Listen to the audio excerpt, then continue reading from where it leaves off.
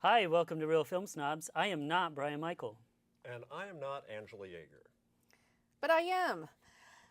So we have a special episode for you this week. We have our annual Sundance Film Festival correspondents with us here in the studio, and they would be actually Scott Hossner and Brian Hart. Welcome to the show. Hey, thanks for having us. Yeah, glad to be back. How many years has it been now that you guys have been doing the show? At least, what, 5? We should have talked about this Least beforehand. 5. Yeah. We're like relying on Over our 5. memory at this point in our Less age. than 20. Yeah, less than 20. Somewhere between 5 and 20. Yeah. And how long have you been going to the film festival? I know Brian's been longer than Scott. Yep, this is my 17th year. I think. 17, wow. And That's I think incredible. This would have been 10, but I missed 1 in the middle there, so I think this was 9.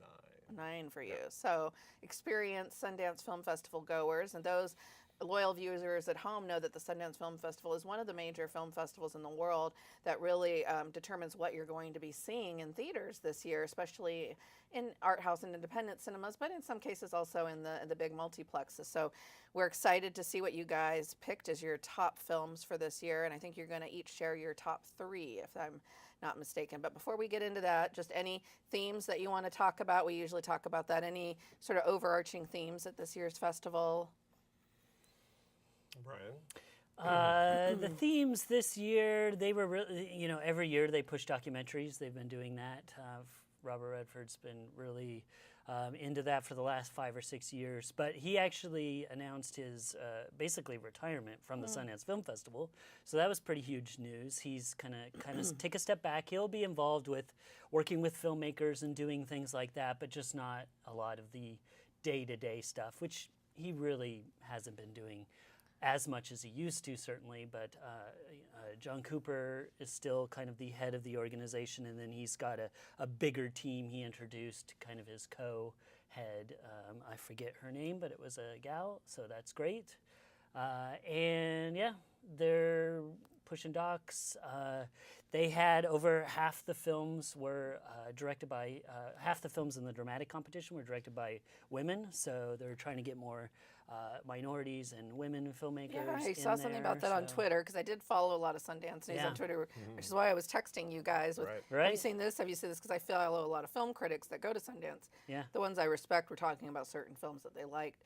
And the buzz from this year was a lot of people of color and women filmmakers, really dominating at Sundance, and that was a really cool thing. I think that was reflected in many of the topics of the documentaries. I didn't see enough of the dramatic films to really get a sense, I think, of themes in the dramatic categories. But it certainly seemed like women's issues, sexual abuse were hot topics this year.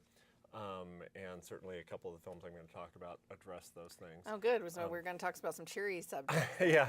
I think a lot of our films, our choices, wait for our number 1 choice because that's definitely the other side of the spectrum. But we certainly, I think, saw some dark documentaries this year. Okay. And it's hard, because for people who haven't been to a film festival like this, they go on, it goes on for 10 days, and there's 200 and some odd films. And so even for the week I'm there, it's hard to see more than 3 or 4 films in a day. It really is, more exhausting than you might imagine. Oh, I know, yeah. And so if you see 20 films over a period of 5 to 6 days, in my case, you're still only seeing 10% of the films at Sundance. So it's really hard to see. Even for smaller festivals, I'm going to the Ashland Film Festival next week, and I did the 14 package, which is not all the films. There's one that's 24.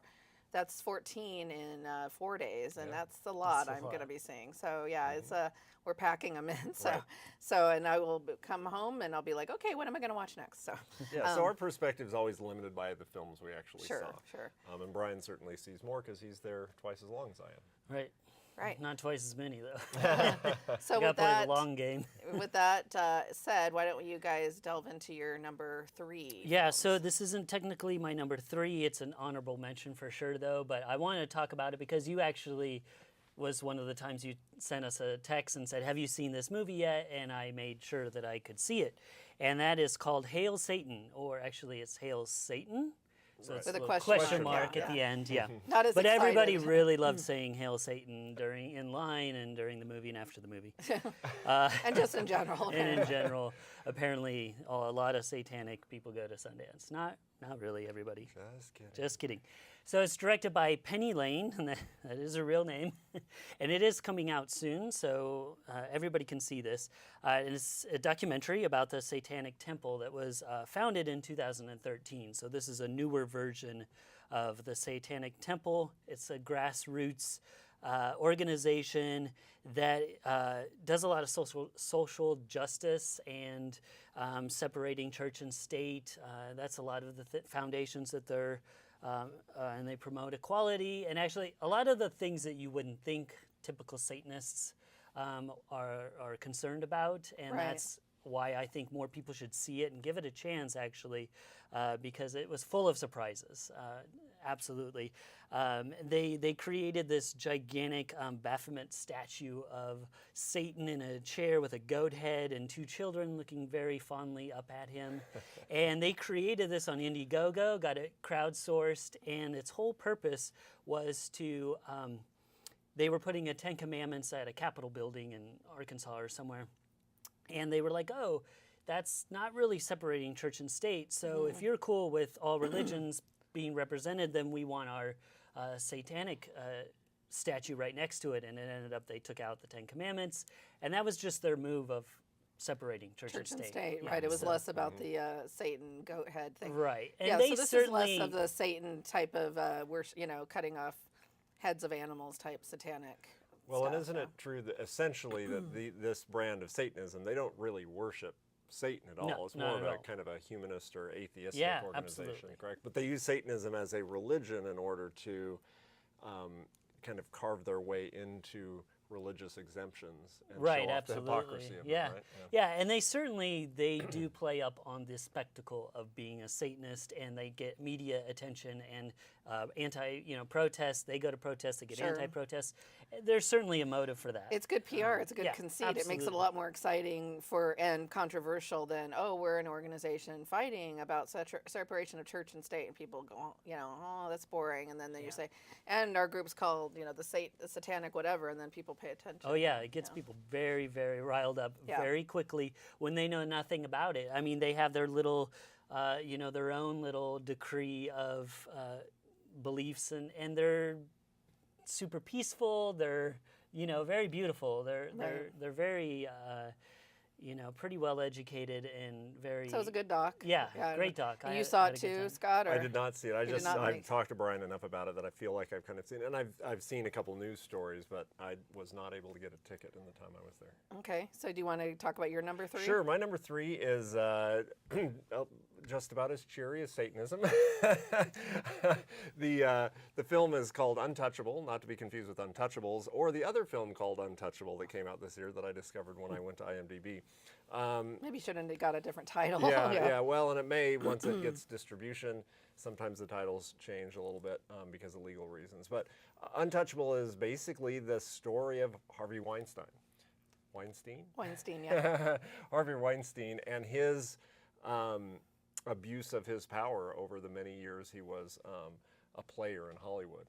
And it was very interesting and somewhat awkward to watch the film at Sundance. With all these people that are in the industry. Yeah, and because he was a darling of Sundance Sure, for yeah. so many years, and they never directly addressed Sundance in the film, and I thought that was interesting because so much of his career was around films that premiered at Sundance, Sure. and I suspect the editors, the producers of the film probably made a strategic choice to not focus too much on Sundance since they wanted their film to be shown at Sundance. It did not, however, skirt in any way around the monster who we've learned Harvey Weinstein was toward women, and the abuse of his power and how long it had been going on. Even before he got into the film business. So it goes back to the beginning So of it his goes career. earlier than what we've all into heard his- already. Into his time as a music promoter. Oh, okay. Interesting. And because that's where his career began. in earnest that before he moved into the film industry. I didn't even know he was in the music business. That's Yeah, interesting. nor did I until I saw the film. Well, that's interesting because I feel like I've read so much about him that I was thinking, what would a documentary have that you didn't already know about? But it sounds like quite a bit. It had quite a bit because it went back a long ways. But just, there's certainly a difference between hearing news stories and occasionally hearing kind of sporadic things on some interview on 60 Minutes or something with one of his victims versus an hour and a half of building the case and showing the patterns and hearing from the women. Did they get any particularly famous actresses to talk on camera? I'm trying to remember that were in some of the articles? Arquette like, was in it. Okay, yeah. Rose McGowan or no? I don't think Rose McGowan. I don't remember. think she was in it. Yeah. There were some of the really big names weren't in the documentary as far as interviewed. Ashley Judd and some of those others. Yeah, Gwyneth Paltrow. Yeah. They often though showed the photographs. Yeah, they talk about of them together and people who have since accused Harvey. And it was interesting because so often they were just so happy to be with him in the press events and in the in the paparazzi photos and stuff. They looked like they were best friends, even though so there's a much different light to those photos when you're looking at them, going kind of reading between the lines of the photos of what she must have really been thinking at this time. It doesn't leave you wondering whether the accusers are telling the truth. That's pretty clear. That just based again on the patterns of what was going on. And one of the other films that was at Sundance that we're not talking about today was the Michael Jackson documentary. And similarly, it builds such a case and such a pattern that it's hard to imagine this is anything. And you saw that one as well? I've seen that one since Sundance because it came out on HBO so quickly.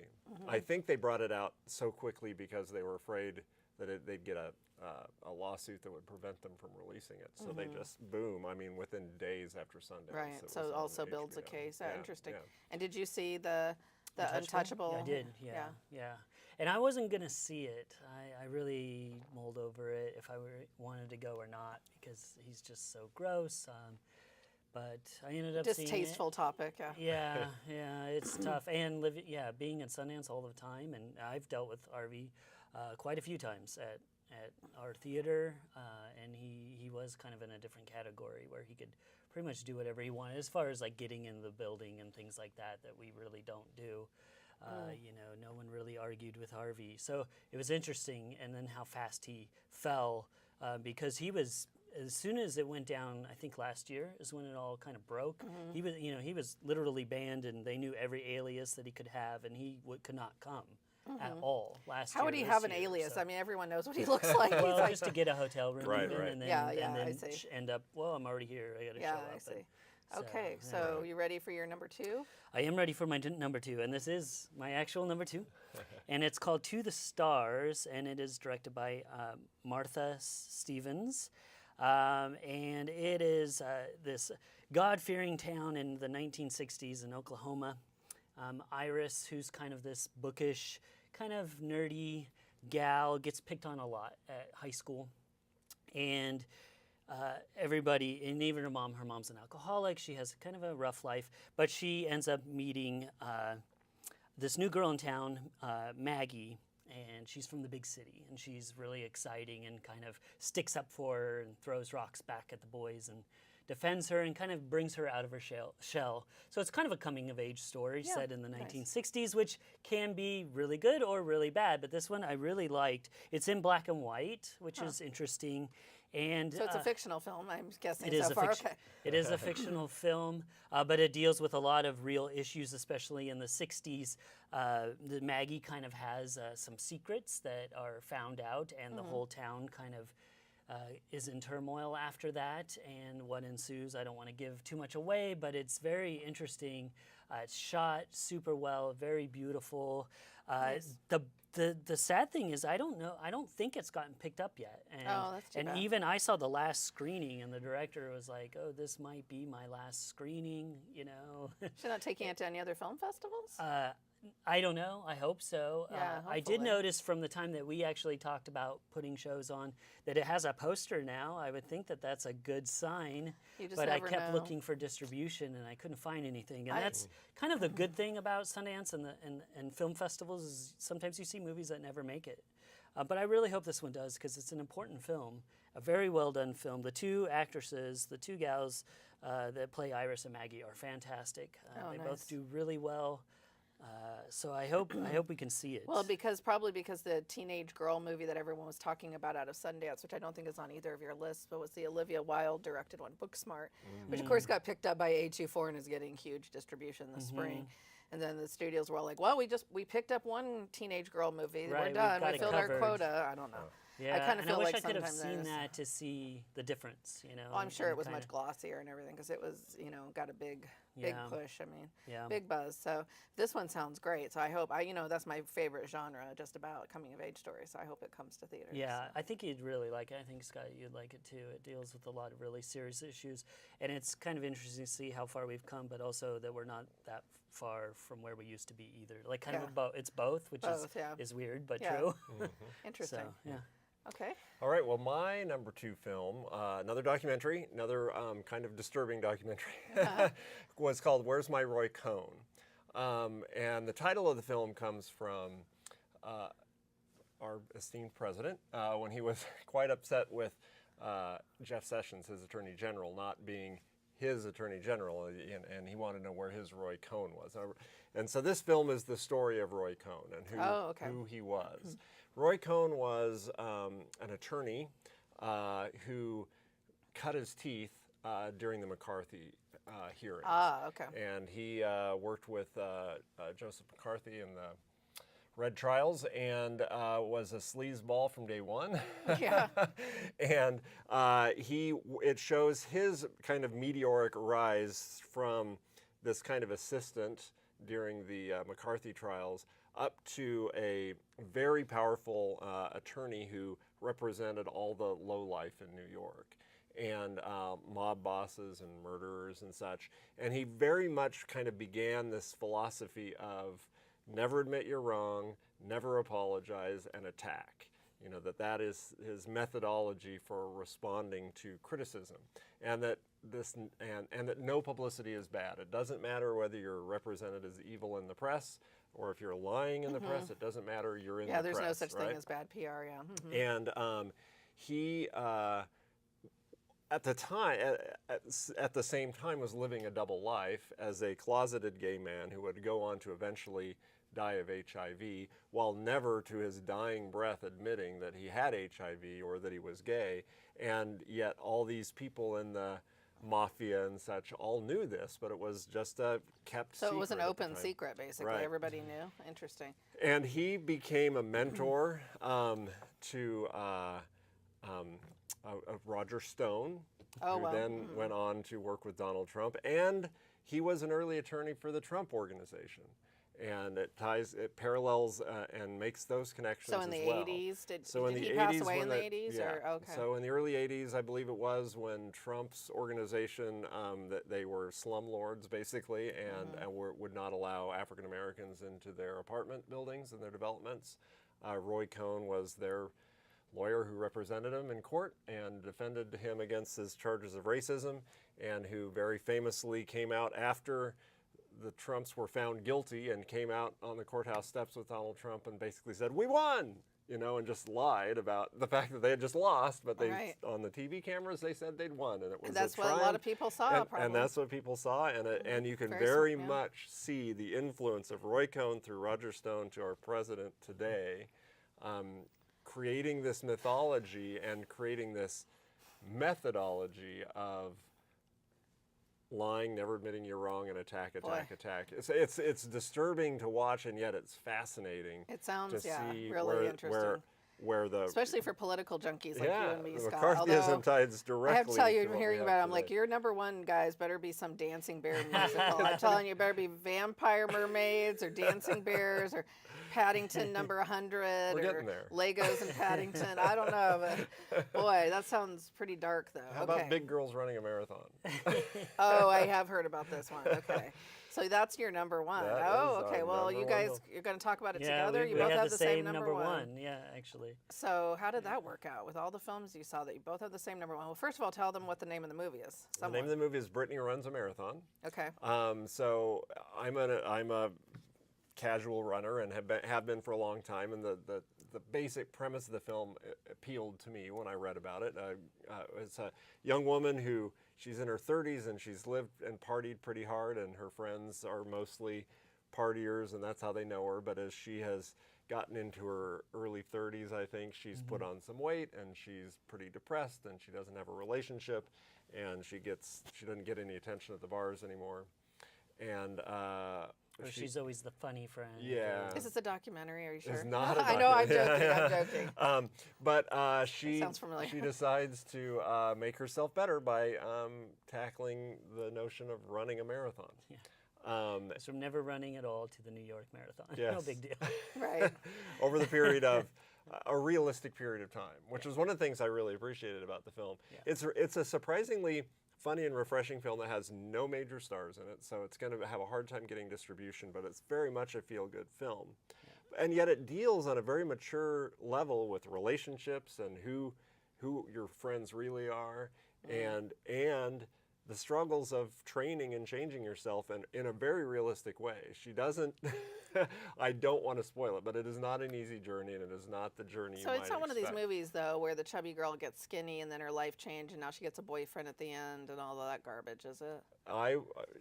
There are elements of that, and yet it's done in a refreshing way. Who she ends up in a relationship with isn't necessarily what you would expect. Again, I don't want to spoil it too much. Right. Cynical Angela, I don't know.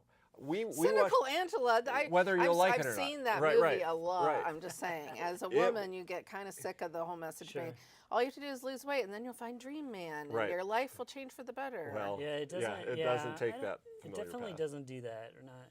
Okay. And it is based off a true story. So the director, who's the director, Paul Downs Colaizzo, and it's based off of his best friend Brittany, and it was for his directorial debut. He wrote it, directed it, so it is very personal to him. And I would be really curious to see how accurate it was.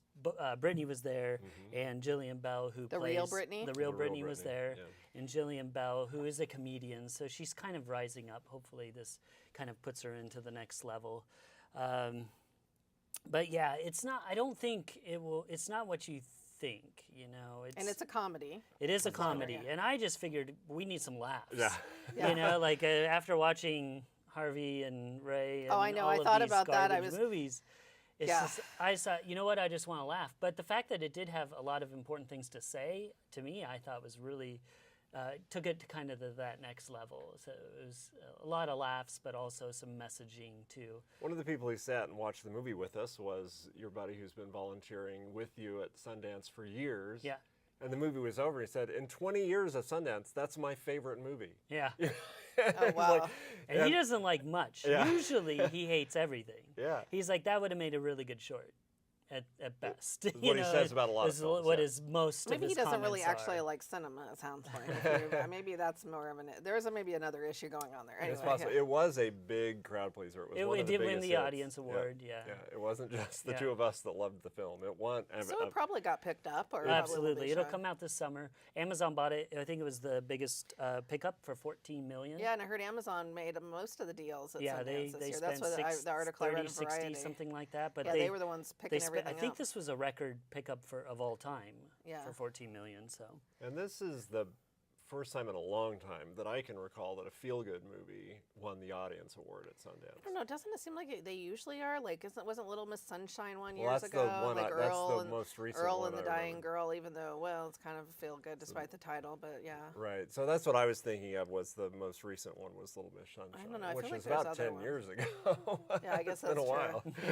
I always feel like the ones that win the audience award are some of my least favorite films that would have shown there, based on the ones I see later. So, Right, right. but because they do tend to be the crowd pleaser. So And I'm anti-crowd pleaser. No, I'm just right. kidding. Well, and it's in the context, like Brian said, of when we saw the film and what we'd been watching for a week and Sure, everything yeah. else. That does certainly color. And watching comedy with an audience is always the best way to watch it. Yes, in a theater full of people laughing, Right, and it's right. always The cast is The super cast is diverse. great, and, yeah. They have a lot, they do a lot of things well that way too. Yeah. Which also though kind of makes me want to figure out the true story. Like, Right. did he, put diversity in the cast just to be a diverse cast, which isn't all bad, but you Yeah. know, It said it. Or did he just the think real they were story good happened, actors? The Yeah, real yeah. story happened in New York City, and Yeah. so it would not be unusual It that wouldn't it be be a unlikely. For diverse, diverse, diverse group of people. So it sounds like a good slate of movies this year. While we only have 2 minutes left, I really want to ask Scott something that I know Uh-oh. you can't talk about because you're not allowed to, but he Oh. can say. What was the worst film you saw?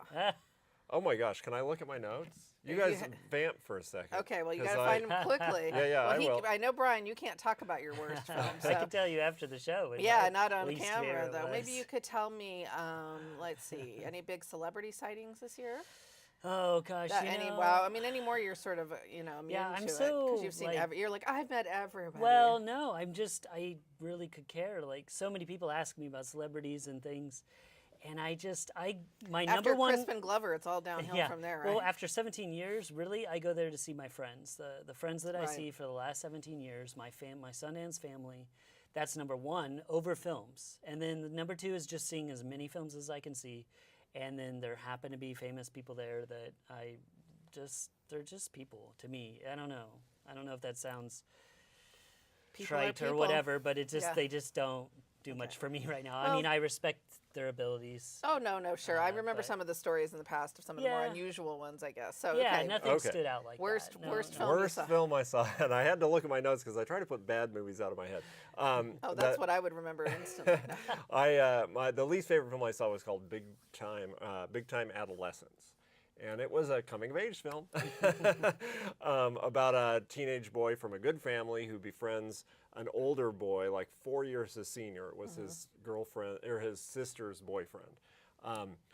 Completely horrible person, horrible influence on the boy.